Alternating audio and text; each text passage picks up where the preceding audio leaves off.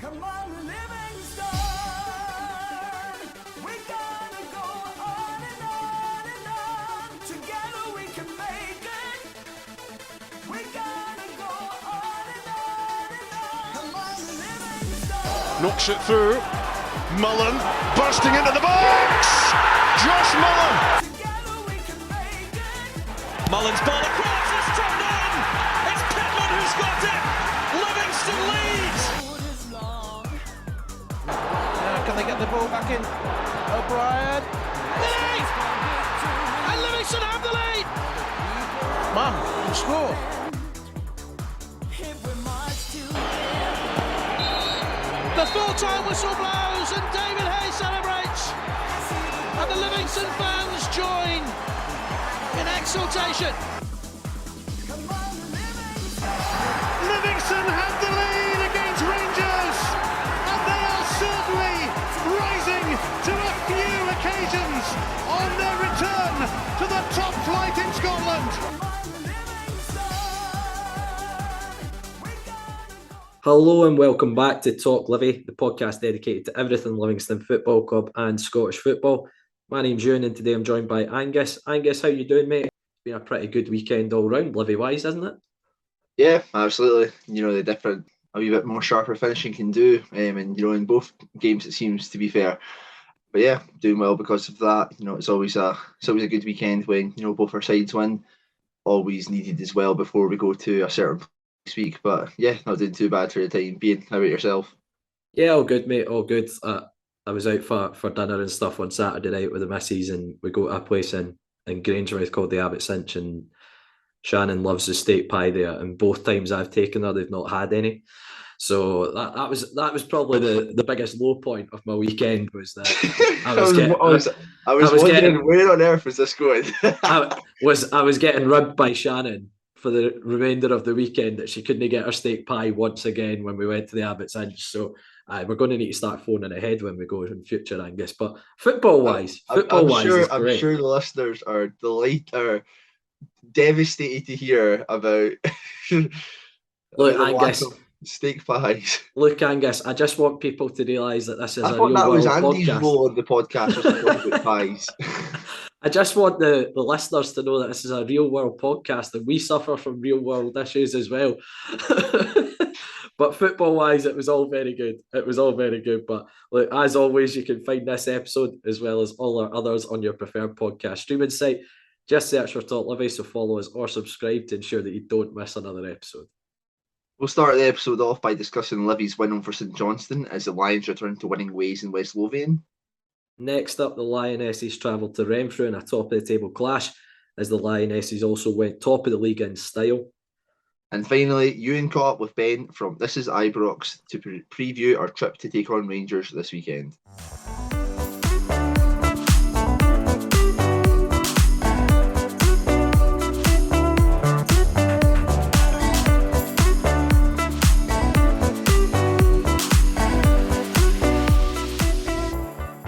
After back-to-back defeats for the Lions, a first-half deflected strike from Dylan Bahamboula would prove enough to get the 3 points against St Johnstone.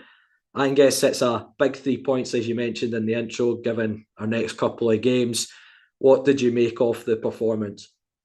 I tweeted this out, and I think it's funny sometimes how it's going to sound ridiculous, but obviously like how much difference one more goal can make. I don't think we played, especially in the first half, I don't think we were anywhere near as good as we were against Ross County in terms of, playing with the ball. I know people say, like Ross County invited us to get at them in that. But the truth is in that match that, we did create an abundance of chances. We absolutely battered on pillar to post. It just missed that one goal. So it's quite strange that, at half time following us getting a goal, there was a couple of people around me saying about how, we were playing so much better than last week. And I was quite taken aback by that because, in all honesty, we probably were lucky, to not go down a goal ourselves. In the first minute, a good chance goes to St Johnstone with Stevie May having a volley. We touched on him a little bit in the match preview, and he could have came to haunt us there. A shot flash by the face of the goal. There was also another chance for me when Devlin almost headers it back a wee bit too short. Shamal George is equal to it and makes a cracking save to deny me again. And then in the same passage of play, James Brown, former loanee, absolutely scalps the crossbar. So in terms of a competitive game, St Johnstone were much more competitive than Ross County were, and they probably were unlucky, not to have scored in the first half themselves. In all honesty, us going 1-0 up probably kind of comes against. I wouldn't necessarily say against the run of play. In all honesty, I wouldn't say as if it was like a dominant first half showing from St Johnstone or that. It's just that I think maybe it took us until about 20 minutes to start getting a foothold into the match. But yeah, Bambula, gets off the mark, gets a decent enough goal. We work it patiently down the side. We recycle it a couple of times. Ball goes into Bambula, takes the man on, and you've got to give him credit. One of the things that we talked about last week was players not taking shots. Takes a shot here, gets a wee bit of luck that we've not had for a little while, and deflects off Andrew Considine and wrong foots Remy Matthews in the goal, 1-0 up. From there on, though, I think it was pretty comfortable. Especially in that second half, I was surprised at how little St Johnstone ended up threatening us, considering how much they did so early on. So I think in that kind of aspect, we should be very proud of how the team were resilient in that way. It's another good example of us going 1-0 up and being able to hold on to that lead very well and kind of see the game out. Maybe unlucky not to add a couple more goals in the end there as well. There's a good bit of play with Stephen Kelly, friend for Jason Holt, who maybe we're looking for a forward to be in that area to get one instead of Jason Holt. We also want that Bambula toe pokes just wide as well. But yeah, I think it's a good result, good performance. Very much just what we needed to get back to winning Wastefallen last weekend. I think the fact that we scored just takes a massive bit of pressure off of the team. Perhaps if it went into halftime 0-0, maybe we'd have seen a similar thing, and it very easily could have ended up being a draw or offering St Johnstone back into it more. Yeah, well, that's 80% of our results this season where we've got ahead in games we've went on to win the game. The only game that we went ahead in was Rangers, and we lost that one. So I think we touched on it last week. We said that the first goal was always going to prove pretty pivotal in this game, which is exactly what happened. As you say, I think St Johnstone started by far the brighter. The chances you mentioned for Stevie May early doors. For those who maybe don't remember James Brown, he played one game for Livingston on the opening day at Celtic Park when we got promoted. For those when Angus said loanee, he was on loan at us. Yes, he was that. He was one of Kenny Miller's marvellous signings from Millwall on loan. But yeah, it was a cracking effort, to be fair, from him off the underside of the bar. And at that point, you're going, is this a bit of lack of confidence creeping in from the last couple of games against St Mirren and Ross County, where we've played well and not taken results? But as you say, it probably took 20-25 minutes to get going in the game, and I think the goal settled us down. I think it took a bit of pressure off the players as well, getting that goal. And as you say, it's that what we were speaking about last week, get some shots away. You never know what can happen. It can be parried by a goalie, it can take a deflection, and that's exactly what's happened with Bahambula's strike. It's taken a deflection, and it's probably, again, as you said, that bit of luck we've been needing recently. And I would say St Johnstone edged the first half, but I think from the goal onwards, we probably just about deserved to win the game, I thought. Second half, we were the better side and probably created the better opportunities.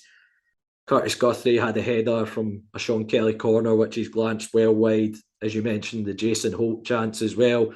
Great play by Stephen Kelly in the build-up, who we'll come on to speak a little bit about. I think Nicky Devlin's had an effort block too, and Bahambula's had one where he's managed to turn in the same passage of play in the box, but he's poked it wide. Albeit we almost suffered a bit of a sucker punch again. Ali Crawford had a header late on, but Shamal George has been equal to it, and it's proved to be a comfortable save in the end. But it was exactly what I kind of expected from a Livingston St Johnstone game. Two teams that are notoriously well organised and difficult to break down. Not a plethora of chances being created, but it was always going to be a kind of one goal wins it. And I was again watching Sports Scene, and they were talking about it prior to the game. They were all talking about a one goal wins it type thing in the game. So it was a gritty performance, and I agree with you. I don't think it's probably as good a performance as we've had the last 2 weeks either. But Davey constantly talks about it in his post-match interviews. He'll be happy to win a game where we've not been brilliant. and just get the 3 points. It's kind of echoes a bit of the Kilmarnock game, I think.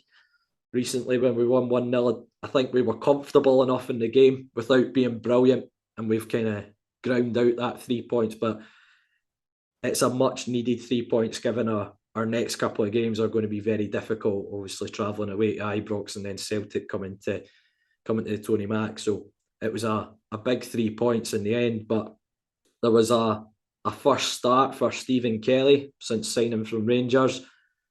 I think he was robbed the man of the match, personally. What was your thoughts on his performance, Angus? Yeah, I completely agree. I don't know if it was mainly the relief of, somebody scored a goal, was the fact that Bahambula ended up getting, not that Bahambula was poor in any aspect, but yeah, Stephen Kelly was tremendous. We've often praised, the likes of Omiyonga in the midfield, and I think Stephen Kelly came in quite seamlessly and did that role perfectly well. That kind of tenacious kind of player in the middle of the park, just, stepping in and, nicking the ball off the player's feet, keeping the ball, rotating well. You could see maybe that time that he spent at Rangers, you could see that, the kind of vision, the wanting to get onto the front foot and whatnot. But yeah, very impressed by Stephen Kelly. I think it's been difficult for him, like the couple of games he's come off the bench. I think, for most of the season, he's not played an awful lot of football. But I think he took this game into his stride and, was very impressive on his first start, of course, and it gives us plenty of thought then, again, for in the middle of the park when likes of Omiyonga returns to full fitness.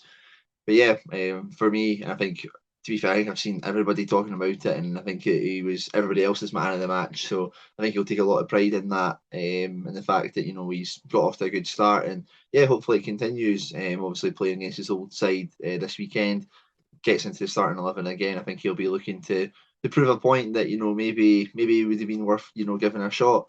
I think we've seen with Rangers in kind of recent weeks, they're stuck in using a lot of the kind of the older players at the moment, and I think maybe some Rangers fans would have appreciated seeing a bit more of the youth being used. I know like Alex Lowry's being used a wee bit more, but they have a plethora of youth players in their academy and that who don't really get too much of a chance to make the breakthrough at the club. So I guess that's just our benefit in the way we've had that in the past with like Craig Halkett and Liam Kelly. So hopefully it's just another one to add to that.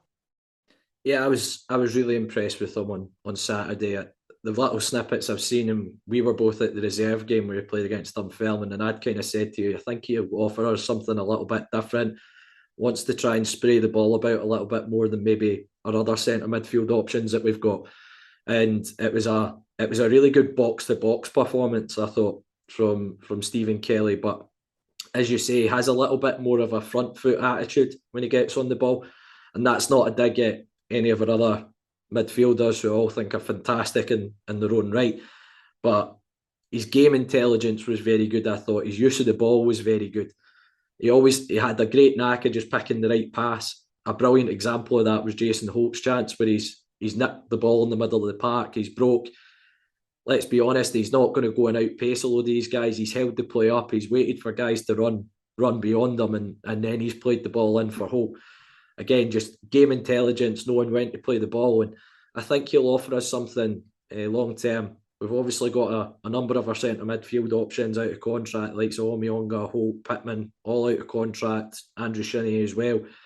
I'm sure a couple of them will probably stay on, but Stephen Kelly's tied down for 3 years, and I think Davies maybe envisaged that there might be the odd player that will move on, and I think he's certainly shown what he's got to offer. And at this moment in time, I would say that jersey's his for the time being after that performance, because I think it was a very good display.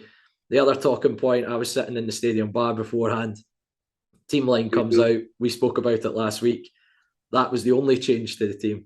Bruce Anderson was still on the bench, but I think Curtis Guthrie put in a pretty decent shift, and we've spoke about it already. The Ross County performance wasn't a bad performance. So did it require a load of changes to be made? No, and I don't know. I don't want us to seem like too getting at our fans or anything like that. But how many times does David Martindale have to come out and explain what is happening with Anderson before people kind of realise what is kind of happening? Of course, it would be great for him to be playing, every game. I'm desperate to see him get back as much as everybody, because, you look at how many goals he scored this season. I think it's 8 in 10 games. We're one of the lowest goal scorers in the league. somebody like Anderson makes a big, massive difference to that. The guy's not fit, and the guy's been injured and rushed back before, and it's been made clear that, you know, we're going to be easing him back into it so that this doesn't happen again. Sure, you can't predict if he's going to get injured again, whether or not he's rested or not, but, you know, the likes of Guthrie and that haven't been playing terribly. So there is no proper mad qualm, you know, to get him back for no real reason, in all honesty. Sure, you'll say, you know, we've had a little bit of a lack of ruthlessness up front, but at the same time, I wouldn't necessarily say that the service, you know, to the centre forward was the kind of a degree. It's not as if, you know, there's been plenty of chances for the likes of Guthrie, you know, to make and taking those in those instances. So I don't know if, you know, making Bruce Anderson into that, forcing him straight back into that team is making, you know, that massive a difference. I would prefer, you know, what Davies doing just at the moment, and, you know, seeing these games out, getting them back to full fitness, and then we'll reap the full rewards for that over the rest of the season. I think Davies came out and mentioned it a good couple of times now. I think we need to accept that, and, you know, I don't see why there is such a qualm, you know, there is such a pressure, you know, to kind of get Anderson straight back into it when it has been noted that he has had these injury problems. But yeah, what do you think about that, Euan? Yeah, I look at the Ross County performance, and I said it last week. For fans looking from the outside in, they'll look at it and go, we struggle to score goals. Bruce Anderson's on the bench. Why isn't Bruce Anderson starting?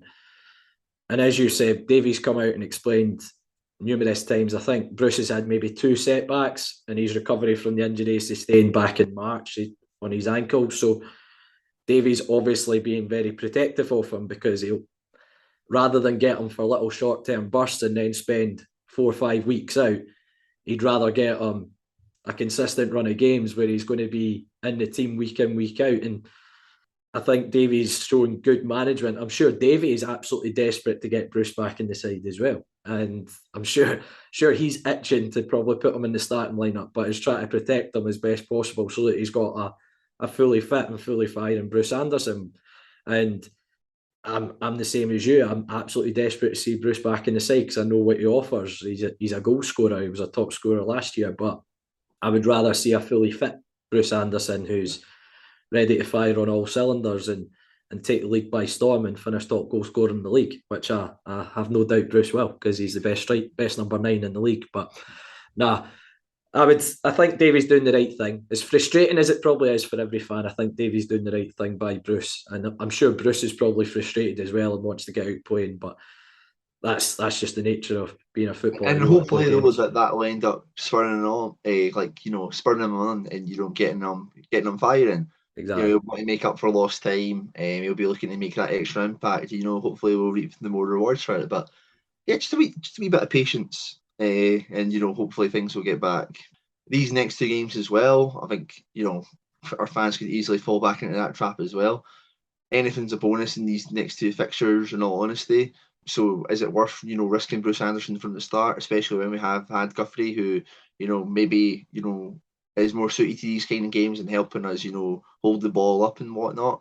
So that's going to be an interesting one as well to see. But aye, Anderson will be back soon enough. Don't worry, and he'll be back scoring goals plenty of times as well. There's one other player I want to single out for a bit of praise, and I reckon you'll know what's coming here, Angus. He obviously missed a penalty at St Mirren, and he made a mistake in the build-up to the goal last week. But I have to say, I thought Sean Kelly was superb on Saturday, and I think bounced back from a couple of disappointments for him personally. But I think it shows again good management that Davies stuck with Sean in there, and he did put a foot wrong on Saturday. I'm not as convinced. What? I'm right, not. I need to find a new co-host. See you later. I'm not as convinced at centre half, I'm afraid.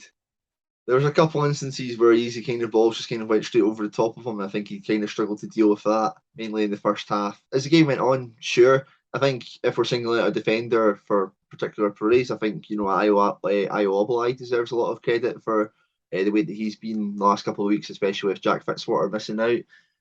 I don't know, with Kelly, I just feel, I don't know, I'm not entirely convinced that I'm being a centre-back, but yeah, I can't really fault mainly the second half performance. He was very solid in that instance.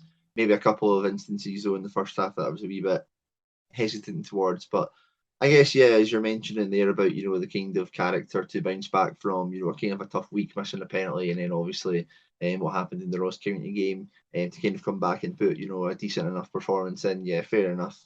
Hopefully, that'll continue. We can't really afford many more slip-ups in these next couple of weeks, because we will definitely get punished from it by, the two best teams in the league. But yeah, as you're mentioning, it's your guy. I understand.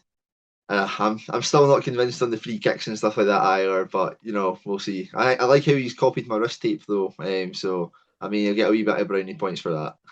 In fairness, Jack Fitzwater did come off the bench later on, so he's obviously back available, which is a good thing, which would probably see Sean move further forward into midfield again, wouldn't it? So he's had to fill in there at centre back whilst Fitzy's been out, and he's had a couple of little setbacks in the recent games, but I think he bounced back really well at the weekend, and again shows a good bit of character from Mashon, the Kelly. As good as you are, Stephen, Sean Kelly. But no, good way to bounce back from the team. Big 3 points for us, given we've got a couple of difficult games up next, which we'll obviously go on to speak about later in the episode.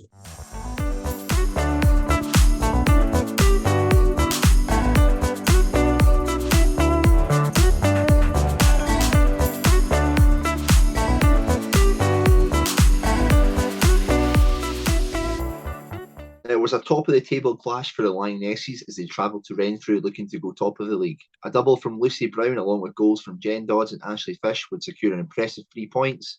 Euan, you travelled over for the game. What were your thoughts on it? Yeah, I managed to go across. Mrs. was busy doing a bit of decorating and whatnot, so I managed to sneak off and Was she busy waiting for a steak pie? Yeah, she's still waiting for the steak pie, mate. Still waiting on it. But managed to go across the Renfrew. Good wee setup they've got there as well, in fairness to them. But yeah, it was the girls switched to playing a 4-4-2. As we've talked about previously on the podcast, they typically play a 3-5-2, 3-1-4-2, kind of variation of that. And they moved to a back four. Fee Walker was at left back. Shannon Hughes-Lee came in at right back as well. And the first 20 minutes or so, really not a lot in it. Neither team kind of was showing a bit of composure on the ball. It looked a bit nervy, and with it being a top of the table clash, maybe understandable, but I think the goal really settled the girls down. Lucy Brown out on the left hand side. You need to ask her if it's a shot or if it's a cross. Personally, from the angle, it looked like a cross, but it's looked in from the left hand side into the far top corner, and it's given the girls the lead, and they kind of settled into the game after that. Had a couple of efforts from outside the box. Shannon Mulligan had one, Ashley Fish had a couple as well.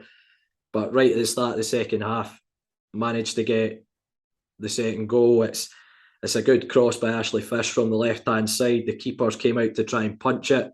It's hit off one of her own defenders, and then Jen Dodds has got a tap in basically on the goal line to get a goal, which I think her performance deserved as well. I thought she was really good and really tenacious throughout the game. And typical of what we've maybe said in the past in these games, we've had chances to put games to bed, and we've really gifted Renfrew a goal. I think Charlotte Ferguson's cleared the ball off one of her own defenders, and it's looked over her head. And then Renfrew have got an easy tap in and have got back into the game, and they've had a little bit of pressure after that for a kind of maybe 5-10 minute spell. Free kick that hit the crossbar. Also had a free kick which Charlotte Ferguson's made a good save from and tipped wide as well. So, but Ashley Fish was on a mission yesterday to get a goal. She had numerous efforts, a couple that went wide. The keeper pulled off a couple of really good saves as well. But there's maybe a little bit of controversy with the third goal.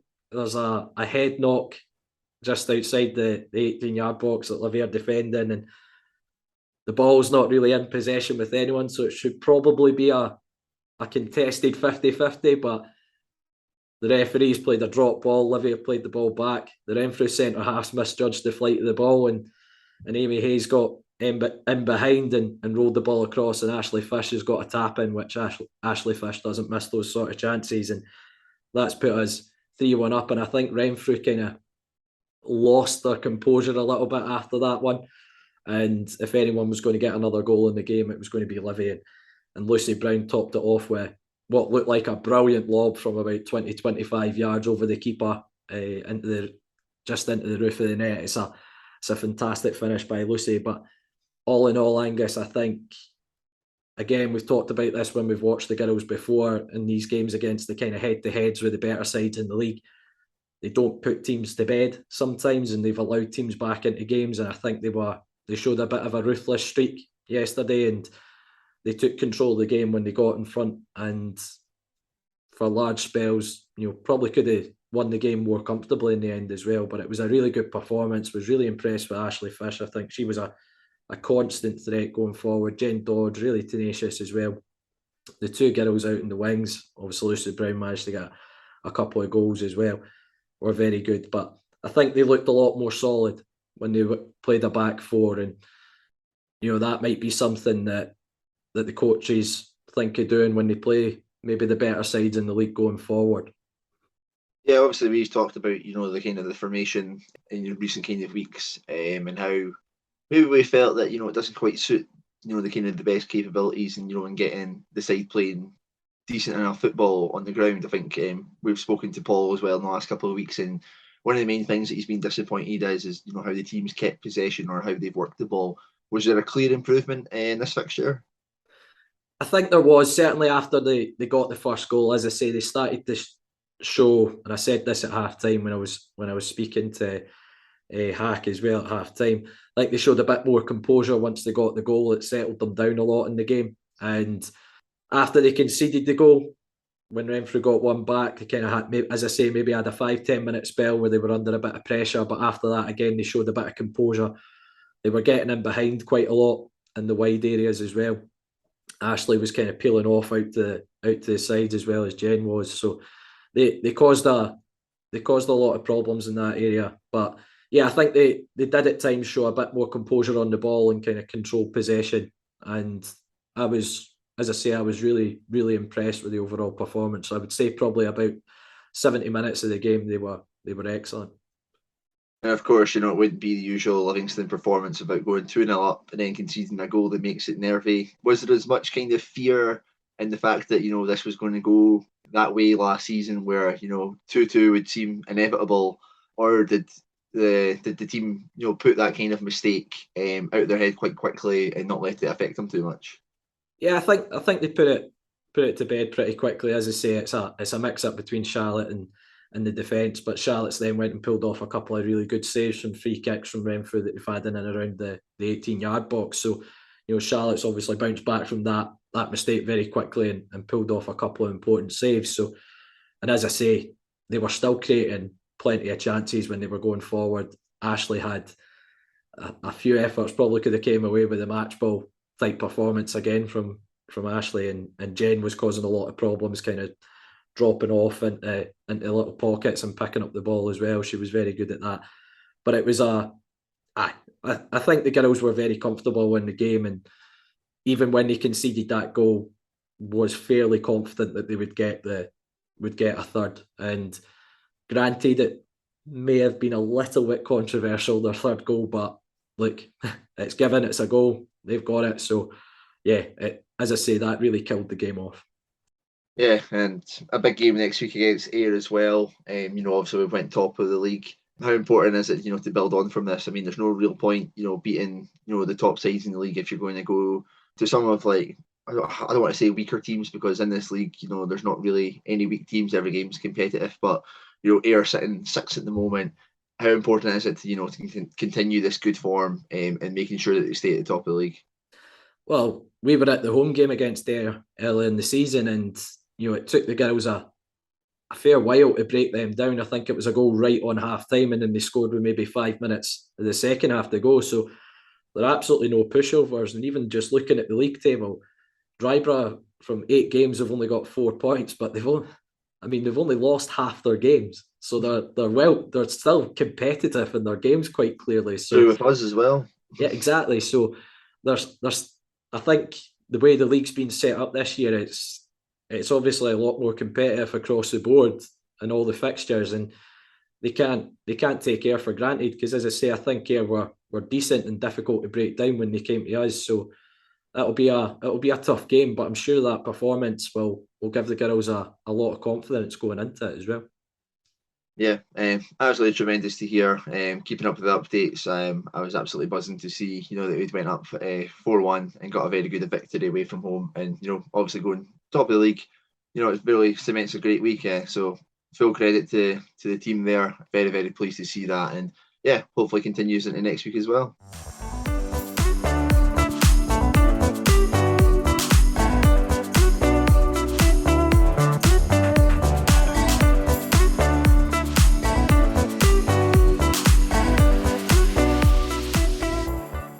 I'm delighted to welcome Ben from This Is Ibrox. Ben, how you doing, mate? Yes, I'm good. Looking forward to a wee chat here about the game coming up. Thanks for having me. No, it's an absolute pleasure to have you on. But we'll start by discussing last season. How would you rate Rangers' campaign last year? Domestically disappointing. Especially Christmas, we were in the lead, top of the league, and it sort of fell apart from there. Obviously, it's good to win the cup, especially after us have not won it for quite a long time. But when we were going into the season with the momentum from winning 55 the previous season, we were expecting to kick on from there, and we didn't do it really. But obviously, the season, the Europa League was phenomenal, and it was one of the best. We were so close to winning the European trophy, and had we the penalty kick gone the other way, the league would have been forgotten about. But that's football fans for you, isn't it? Yeah. Oh, Germans with penalties, isn't it? It was almost written when it went to penalties at Frankfurt, we might come up on top in that one. But even though you were saying domestically it was a bit disappointing, like if you look at the season as a whole, there was only one game of football that you guys didn't take part in, which was the League Cup final. So it was a pretty long season, wasn't it? Yeah, well, that's it. I mean, it's hard. It's hard. I'm maybe a glasses half full guy, to be honest. But we did. It's just it was our results towards the end of the season just sort of tailed off. But yeah, at the end of the day, we played a lot of football, and it was our squad depth in the end that really sort of that told for us. Once we started to get a couple of injuries, and I know this is probably rich to fans of Livingston listen to a Rangers fan complain about not having squad depth and stuff. But yeah, just I think if we had a centre forward when Morelos was out for the last, I think from March, something like that. And I think he was a massive miss, and we can never really rely on Roof being there. So had we had those, then things might have been different. But yeah, I mean, there were certainly things that we can take, and some fantastic memories in that Europa League run. And throughout last year, there was obviously a change in manager as well. Gerrard moved down to Aston Villa, and Van Bronckhorst, ex-player as well, coming in. What have you made of Van Bronckhorst since arriving back at Ibrox? Yeah, funny, we were just talking about that on our podcast last night a little bit. When Gio first came in, I was very excited. I was trying to, it was like it's like pretending that you haven't broken up with someone with Gerrard. I'm only starting to come back around to liking him again now. I was hurt, wounded for quite a while. But you weren't punching the cutouts, were you, Ben? I wasn't. Yeah, I'm not quite that far. But yeah, Gio, when he came in, I think what we have got, compared to what I was expecting, the sort of the Dutch influence, the style of play, that typical Dutch style of play, good football, hasn't, in all honesty, come to fruition. And I was maybe expecting. Now there's a big talk at Rangers at this minute in time. Who's in charge of the transfers? Is it Gio? Is it Ross Wilson more having given him the players rather than him picking them? And I would sort of be leaning towards that being the case without having any inside knowledge, obviously. But the fact that there's been no Dutch players and stuff coming in has been, surprising. Particularly his assistant manager was head of youth at Ajax as well, and we were expecting to be players coming in from that side of things. But with Gio, you can't fault the results. I mean, the only team domestically he has lost to is Celtic, and okay, he's had heavy defeats to them, and he's lost 3 times to them, and that's where there are some questions from Rangers fans. But he is good at getting the results. I must say, it isn't pretty to watch quite a lot of the time, and we're sort of tend to get into a sort of 1-goal lead, and then it takes a long time to get that second goal, which we're wanting to kill teams off earlier. Yeah. Now, there was a fair bit of activity. You obviously mentioned kind of the recruitment side of things. There was a fair bit of activity over the summer, a couple of high-profile exits as well, with Bassey going to Ajax and Aribo going down to Southampton as well. What did you originally make of the summer transfer window? Because I remember when you guys asked me kind of my opinion from the outside, I thought Rangers had done this summer what they should have done the summer before, which was adding a bit more in terms of squad depth. And I thought it was a decent window, but so far it hasn't quite clicked, has it? Yeah, I was relatively happy at the stage when we brought in our transfer window. Was funny because we didn't do things immediately, and of course all hell was breaking loose and everybody was going mad, and then 3 or 4 came in such a short space. And then Ross Wilson was, the new king and was wonderful. And then we get towards the end of the window and we didn't strengthen once we qualified for the Champions League, which I felt was a big mistake because our squad just, well, as you can see in the results in the Champions League, our squad just is not at that level. And I think once we got that qualification, we needed to strengthen. I would have been relatively happy. I completely understand Bassey, the money that we were offered. It's a fantastic opportunity for a player that came in basically for next to nothing and was wonderful last season. But relatively, 3/4 of the season he was wonderful for. Other than that, he was okay. So you cannot turn down that type of money. Aribo, last year of his contract, I absolutely love Aribo, and we are missing Aribo. That's one thing we are definitely missing at this minute in time. But again, Premier League, got 10 million for him for somebody that's going to be going out of contract. It's just not bad either. But all Rangers fans have been saying we've been crying out for sort of box-to-box midfielder. And we were saying, okay, we've qualified for the Champions League now. We are going to go and get this midfielder, and we didn't. And it's telling at this minute in time in our play. So that's the one thing I would have liked to do. And I also would have been bringing in a goalkeeper in the summer. John McLaughlin is not a Rangers number one, never will be, never should be. Alan McGregor's wonderful. I can't say enough about him, but he's 40 years old at the end of the day. So just touching on the goalkeeper situation, obviously Robbie McCrory was on loan with ourselves, and he was probably a bit mixed reviews is probably the best way to put it. There was, like myself, I thought Robbie was a good enough goalkeeper, but some of our fans just could not take them for some reason. What do you reckon his chances are kind of longer term at Rangers? Because McGregor, he's at an age now where he's probably only maybe got a year, maybe 2 if he pushes it. But what are the chances for Robbie? Yeah, I don't think McGregor will play after this season. From what I'm gathering, but I was surprised actually that McCrory signed a new contract with us last week. Because he was getting absolutely no appearances at all in any competition, and all signs were pointing to he's gonna sail off into the sunset in the summer. But I'm assuming now that they obviously, the fact that they've given him that new contract, they obviously have high hopes for him. The talk on him was that when he was 15, they were talking he was going to be one of the best goalkeepers about. And then he went on those loans, and mixed reviews is kind of what I heard as well. Didn't see a lot of them, if I'm honest. But in saying that, when we had our COVID crisis at the start of last season, he played in the Old Firm, was brilliant. He played, I think it was against Alish Care, if I'm saying that correctly, in Europe. And he was really good. He kept a clean sheet in both those games. And those have been his only real opportunities. So, if you're judging a goalkeeper, he's had 2 games, he's kept 2 clean sheets. Now, the one thing I will say is he can't go from not playing whatsoever to suddenly McGregor retires in the summer and he's Rangers number one. He needs to either go on loan in January, or I don't think he can come in. He'd be a number 2 next season. I would like him to be our number 2 now, and I would like him to play Wednesday, in the League Cup game against Dundee, just to give him a chance. Yeah, we had Robbie on the podcast probably just before COVID broke, and can't speak highly enough of the lad. He's a really nice down-to-earth lad, but he seems quite driven to try and make it at Rangers as well. So wish him the best of luck, certainly from my perspective. But start of the season started off fairly brightly. You obviously qualified for the Champions League, and it's been a number of years since you guys were involved in it.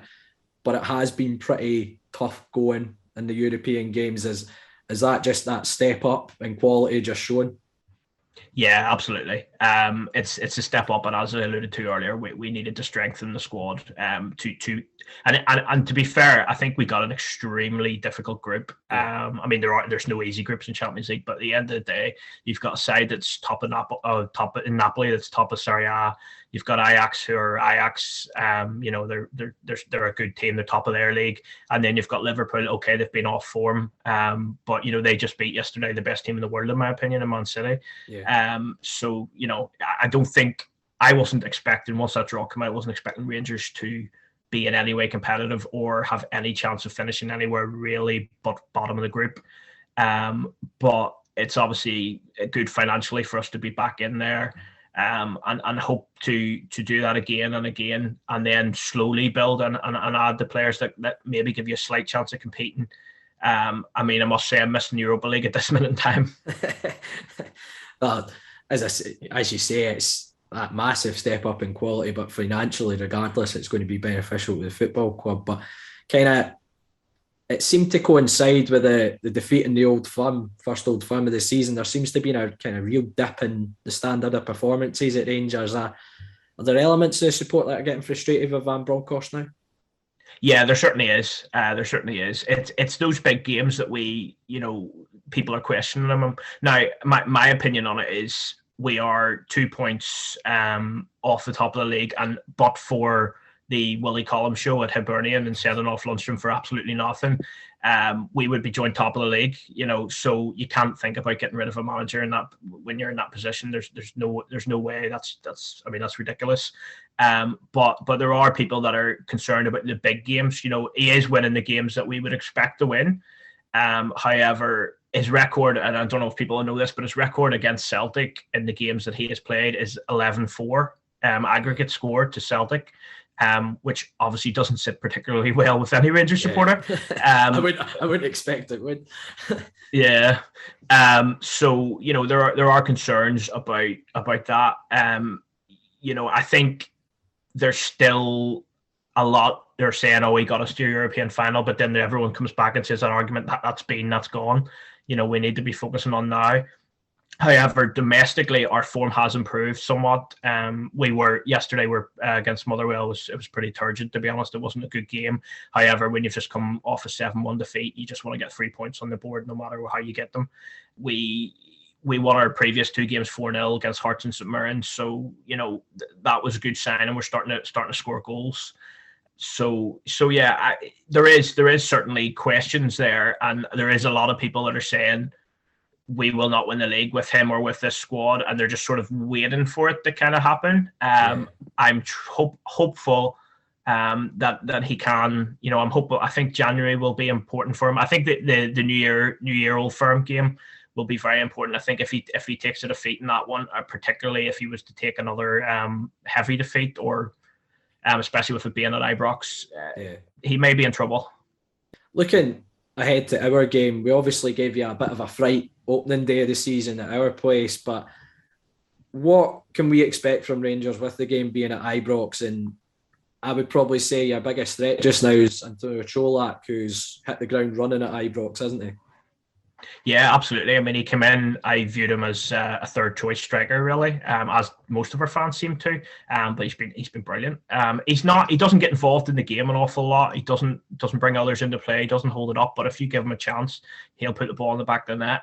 I mean, he wasn't particularly great yesterday, but we didn't create anything for him. So he's not Morelos, and he doesn't give defenders such a hard time and things. But he is great at finding space, and he is a good finisher.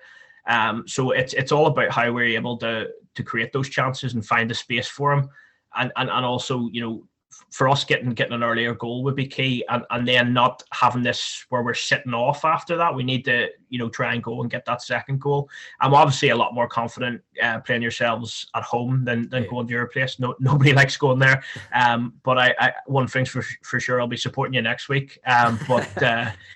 Yeah, I think we.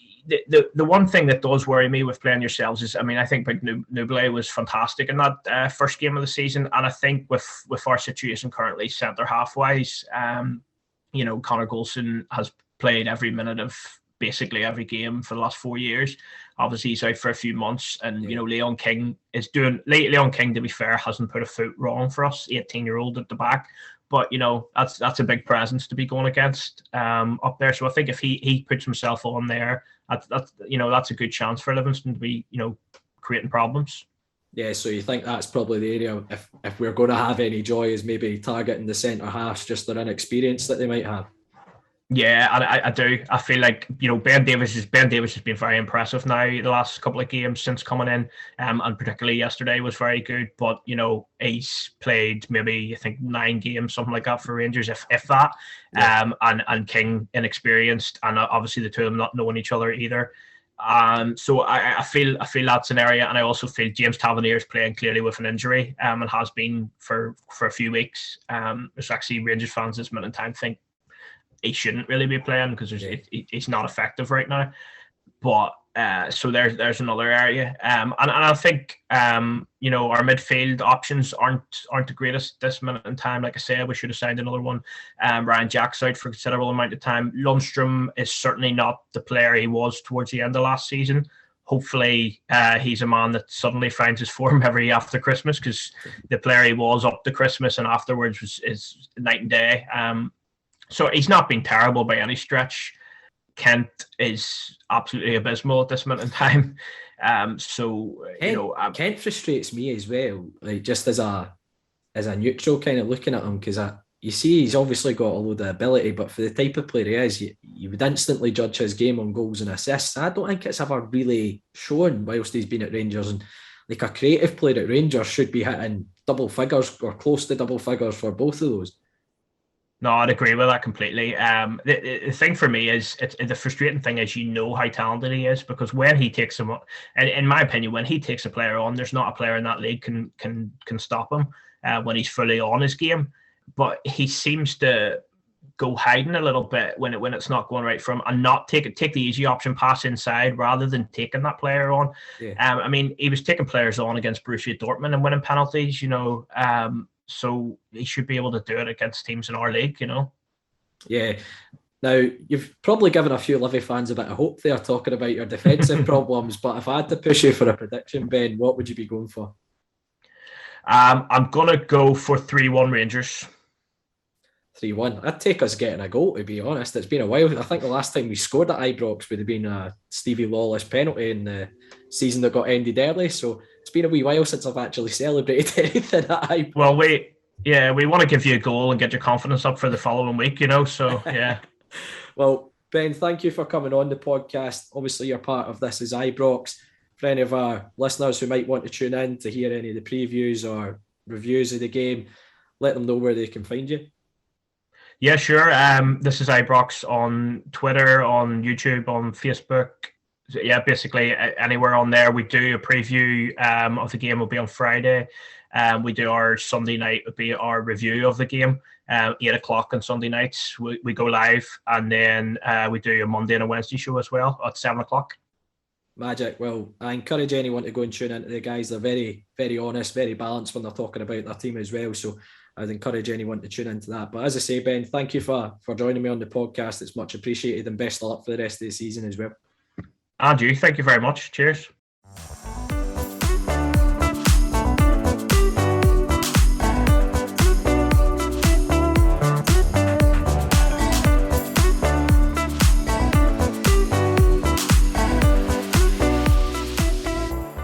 That's it for this week's episode of Talk Livi. Thanks again to every single one of you for tuning in week and week out. If you can, we'd love to hear your feedback. Either leave us a review on iTunes or simply message us on Twitter, Facebook or Instagram. As Angus said, we're on Facebook, Twitter and Instagram. Search Talk Livi to find us, and you'll find all the links to our weekly episodes on there as well. You can also find all our episodes, including this one, on all good podcast streaming sites, including iTunes and Spotify. We're also on YouTube, so don't forget to subscribe to the channel. And if none of those options suit you, all you have to do is head to our website, talklivipodcast.libsyn.com, where you'll find every single episode we've done over the last few years. That's it for this week. Thanks again to all our listeners for tuning in. Let's hope for another great week following the Lothians' finest football team.